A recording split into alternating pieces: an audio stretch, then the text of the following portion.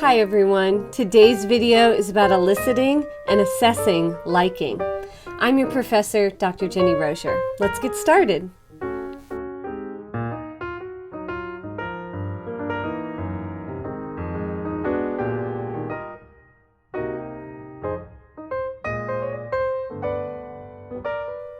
You've delivered your opening line and you've started a conversation. The next step that usually happens is you start to figure out if you like the other person and if the other person likes you. Most of the time we really want people to like us, and until they, make us think we don't want them to like us. But for the most part, when we start off a conversation, we really want the other person to like us. So how do we elicit liking? We also want to figure out if the other person likes us and if we like the other person. It's all about liking. And so how do we assess the liking of others? That's what this video is about.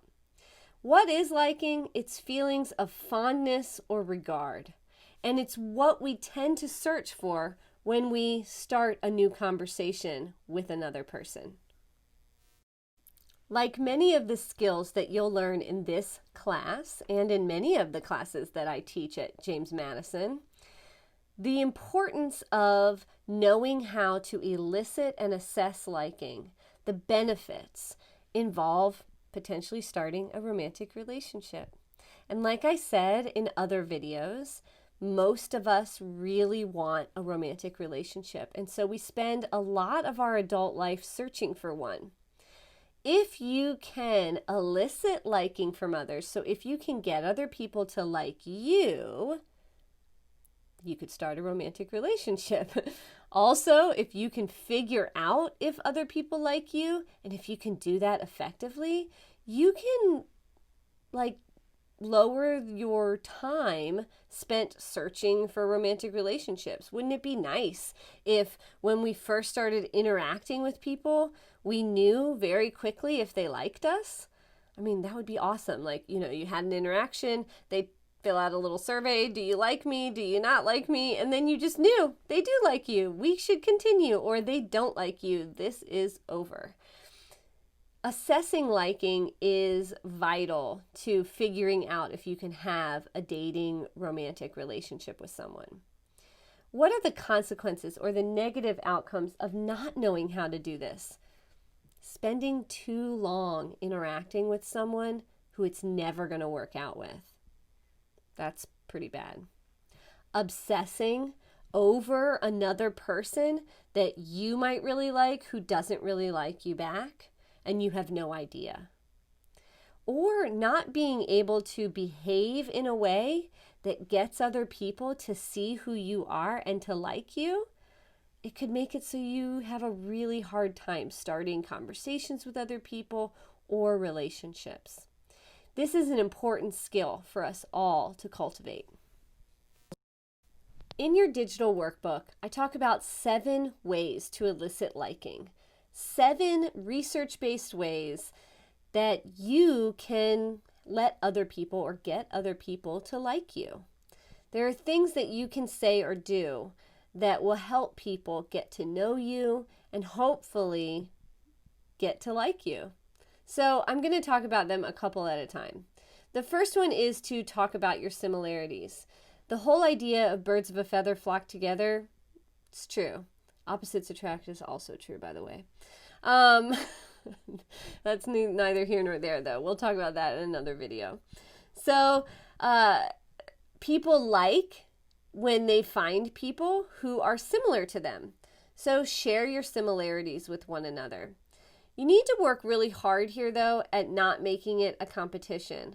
Like if someone says, oh, when I was little, I was a competitive swimmer and I got, 3 state championships for it. Won 3 state championships. You don't want to then say, oh, when I was younger, I was a wrestler and I won 4 state championships.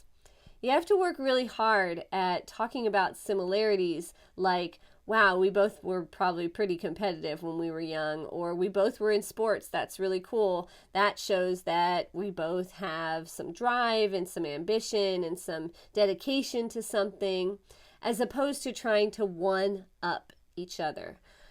That doesn't really work in romantic relationships. People tend to get put off by that. So be careful when you're talking about similarities that you're not competing with the other person.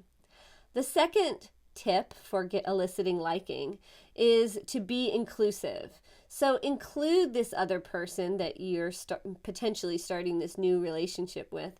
Include them in activities with you, activities that you like to do. Invite them to hang out with your friends. Invite them to come over and watch a movie with you, to do things together. Share your worlds with each other. So talk about your day with one another. That helps you be inclusive with one another and become more in tune with each other.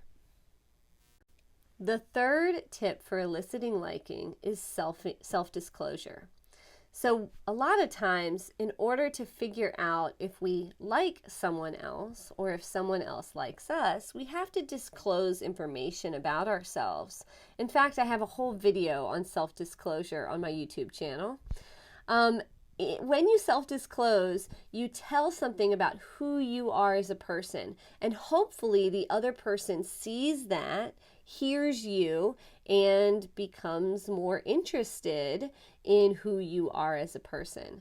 Self-disclosure can be a great way to elicit liking.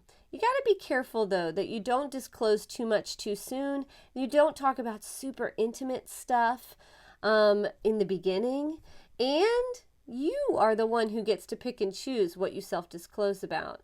This doesn't mean that you should be manipulative or deceptive and not tell someone who you actually are, but you can still be careful about what you say and how you say it. The fourth tip is to do a favor. Research has shown that this is a great way to make friends and to get a potential romantic partner to like you. If people, and it's not just about doing favors for the person of interest.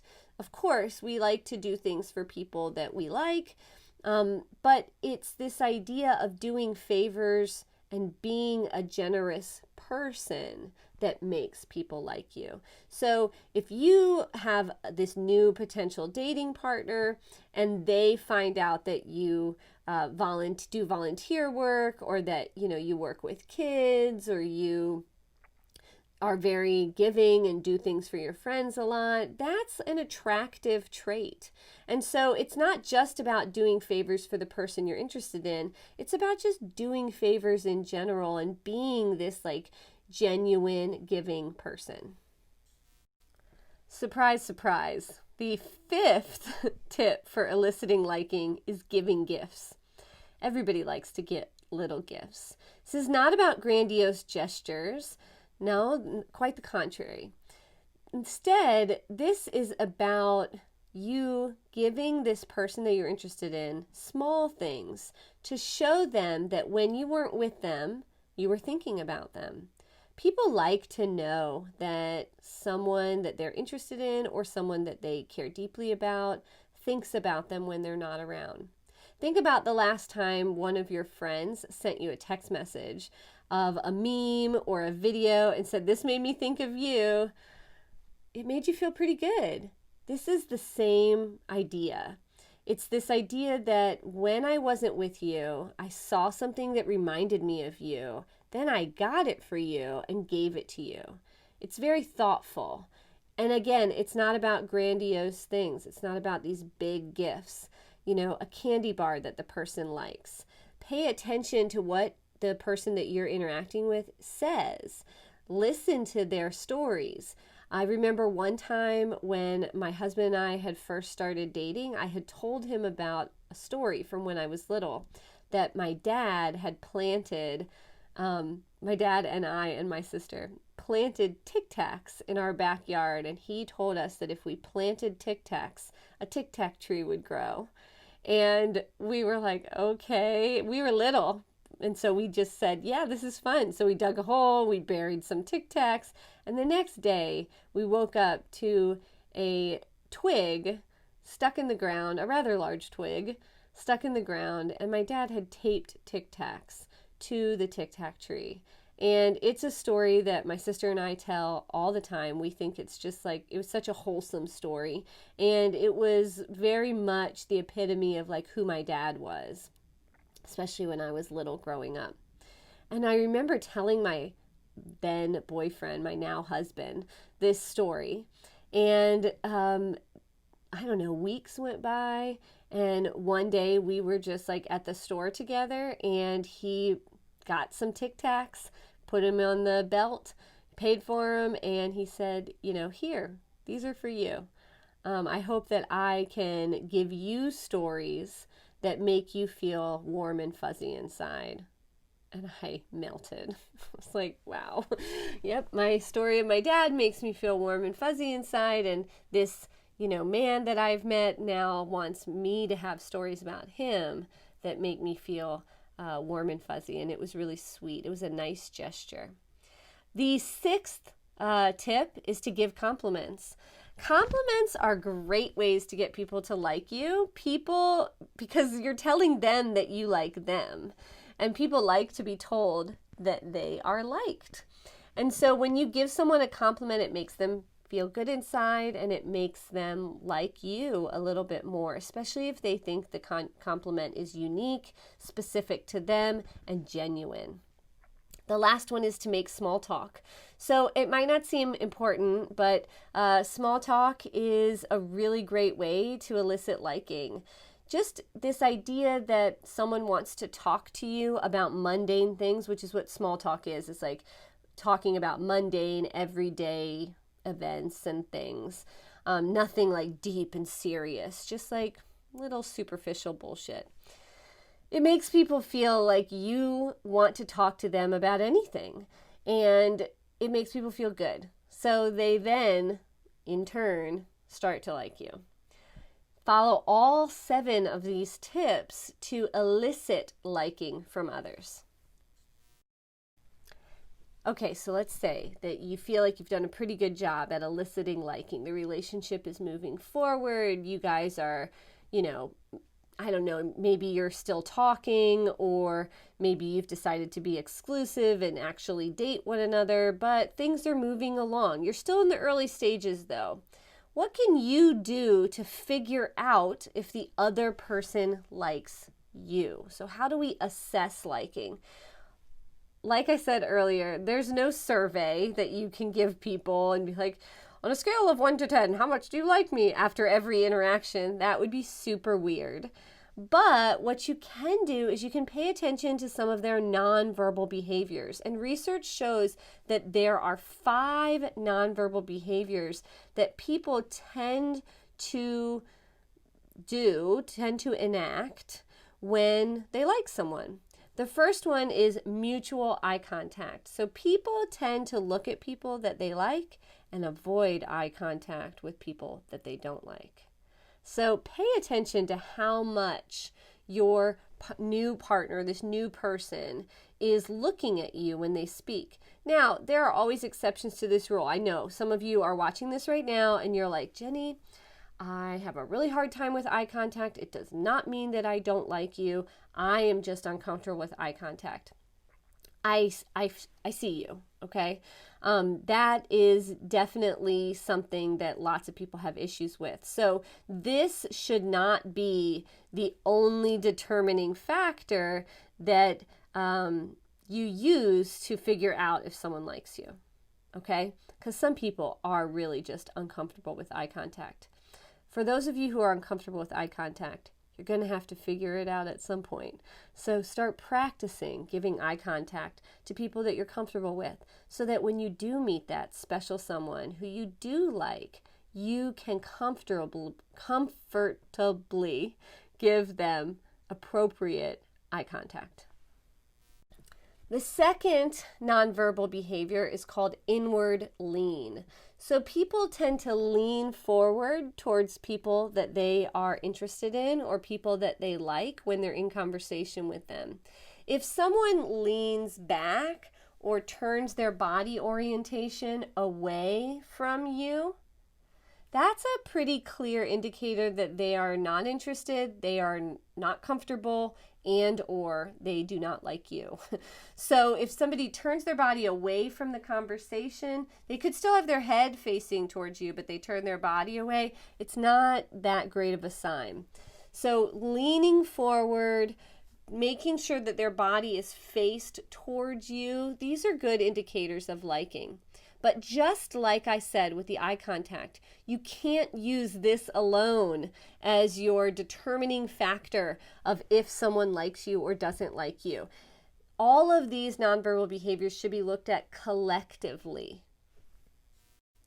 The third nonverbal behavior is called barriers, and this is where people might put something in between you and them while you're in a conversation.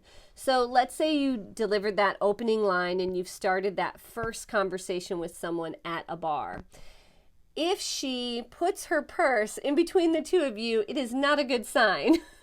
So people who put things in between you and them, are typically indicating that they are uncomfortable, not interested, or don't like you. Saying that, let's say that you started the conversation and her purse was on the bar already and she moves it. That is probably a better indicator of liking. People remove barriers when they are interested in people. Again, though, and I'm going to say this after every nonverbal behavior description, you can't just use this to determine if someone likes you. It's collective. You need to look at everything that's going on in the environment. Something else that people frequently do when they like someone is they lightly touch them. I know you've seen this before when two people are talking at a bar, the opening line has been delivered and a conversation is ensued, and the female touches the man's arm and says, "Oh, you're so funny," right? Or on your shoulder, "Oh, you're so funny."